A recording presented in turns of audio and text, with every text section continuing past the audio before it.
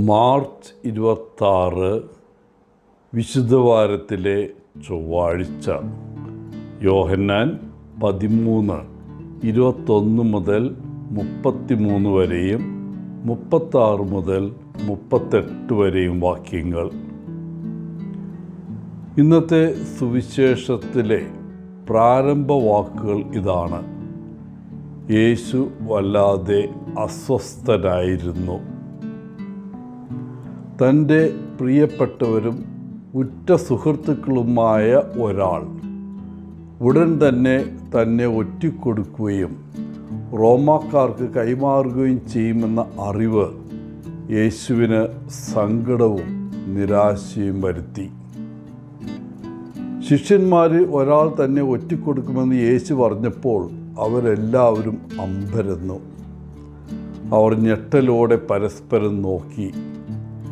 യേശു പറഞ്ഞത് അവർക്ക് വിശ്വസിക്കാനായില്ല. അവരെല്ലാം യേശുവിനെ സ്നേഹിച്ചു. അവർ യേശുവിൻ്റെ അനുയായികൾ മാത്രമല്ല, അവനവരുടെ സുഹൃത്തും ഉപദേശകനുമായിരുന്നു.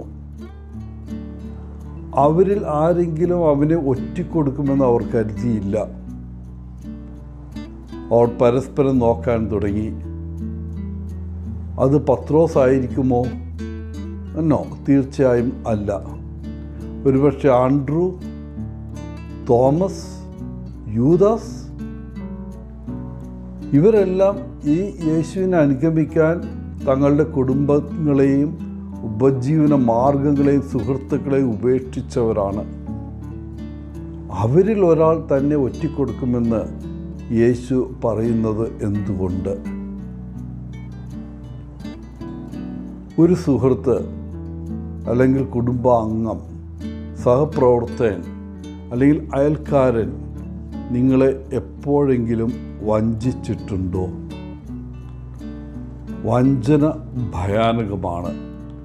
ജീവിതത്തിലെ ഏറ്റവും വേദനാജനകമായ അനുഭവങ്ങളിൽ ഒന്നാണത്. പ്രത്യേകിച്ചും നിങ്ങളെ ഒറ്റിക്കൊടുക്കുന്ന വ്യക്തി നിങ്ങൾ സ്നേഹിക്കുകയും വിശ്വസിക്കുകയും ചെയ്യുന്ന ഒരാളാണെങ്കിൽ. യേശു തമാശയോടെ പറഞ്ഞതല്ല അത്. വളരെ ഗൗരവത്തോടു കൂടി തന്നെയാണ് യേശു പറഞ്ഞത്. തൻ്റെ പ്രിയപ്പെട്ടവരിൽ ഒരാൾ തന്നെ ഒറ്റിക്കൊടുക്കുമെന്ന് അറിഞ്ഞുകൊണ്ട് യേശു അനുഭവിച്ചിരുന്ന ആ വികാരങ്ങളൊന്ന് സങ്കല്പിക്കുക. ഈ അറിവ് യേശുവിൻ്റെ ഹൃദയം തകർത്തിരിക്കണം. എങ്കിലും താൻ ചെയ്യേണ്ടത് ചെയ്യാൻ അവൻ തീരുമാനിച്ചു. തൻ്റെ പിതാവ് കൂടെയുണ്ടെന്ന് യേശുവിന് അറിയാമായിരുന്നു. ഇത് യേശുവിന് ശക്തി നൽകി.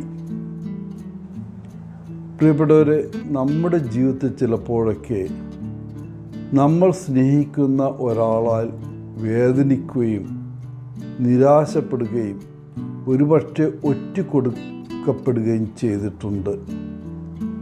വിശ്വാസവഞ്ചനയോ അല്ലെങ്കിൽ ഒറ്റിക്കൊടുക്കലോ മൂലം തകർന്നു പോകുമ്പോൾ നമുക്ക് യേശുവിലേക്ക് തിരിയാൻ കഴിയും എന്നത് വലിയൊരു ദാനമാണ്.